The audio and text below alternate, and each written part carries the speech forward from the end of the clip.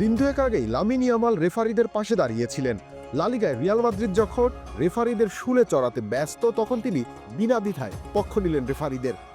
সেটার রেশ কাটার আগেই এবার সিদ্ধান্ত এলো বার্সেলোনার দিকে। বার্সার বিপক্ষে 1-0 গোলে পিছিয়ে থাকা লাস পামাস পেনাল্টি পাওয়ার দ্বার প্রান্তে পৌঁছে পেল না কাঙ্ক্ষিত পেনাল্টি। অ্যালেক্স সুয়ারেজের শট এরিক গার্সিয়ার হাতে লেগে আটকে যাওয়ার পর উঠেছিল স্পট কিকের দাবি। তবে গার্সিয়ার হাত ইচ্ছাকৃতভাবে বলের লাইনে রাখা ছিল না, এমনটা ধরে পেনাল্টি না দেওয়ার সিদ্ধান্ত নেন ম্যাচের দায়িত্বে থাকা আদ্রিয়ানো কোরদোরো। জয় পেতে তাই এর সমস্যা হয়নি বার্সার। এর আগে দানি অলমোর গোলে এগিয়ে গিয়েছিল তারা। এরপর তো রক্ষণভাগের দুর্দান্ত পারফরমেন্সের কল্যাণে 1 গোলেই 3 পয়েন্ট প্রায় নিশ্চিত হয়ে যায়।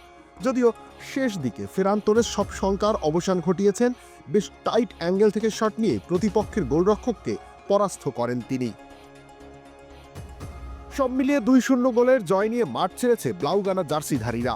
আগের দেখায় এই লাস পামাসের কাছেই হেরে লজ্জার সাগরে ডুবতে হয়েছিল তাদের। এবার জয়টা তাই অলিখিত প্রতিশোধও বলা যায়।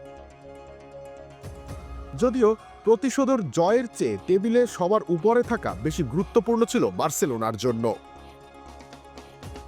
এমন দিনে হ্যান্সি ফ্লিকের ট্যাকটিক্সের প্রশংসাও করতে হয়। প্রথমার্ধে দল যখন প্রতিপক্ষের প্রতিরক্ষা ব্যূহ ভাঙতেই পারছিল না, তখন তিনি বদলি হিসেবে মাঠে নামিয়েছিলেন দানি অলমোকে, যিনি কিনা আক্রমণাত্মক ঘরানার নাম্বার 10। ফলে ফাইনাল থার্ডে বাড়তি একজন অ্যাটাকার থাকায় ফায়দা লুটতে পেরেছে তার শিষ্যরা। এছাড়া আরেক গোলদাতা তোরেসও বদলি হিসেবে নেমেছিলেন। অবশ্য জয় কিভাবে এসেছে সেটার থেকেও বেশি প্রয়োজন জয়ের ধারা ধরে রাখা। অনেকটা পিছিয়ে পড়েও ভাগ্যের সহায়তায় শীর্ষে ফিরতে পেরেছে বার্সেলোনা। আরেকটা পা ফসকে গেলে সেই সুযোগ আর নাও মিলতে পারে। রবিউল ইসলাম রডি, খেলা 71।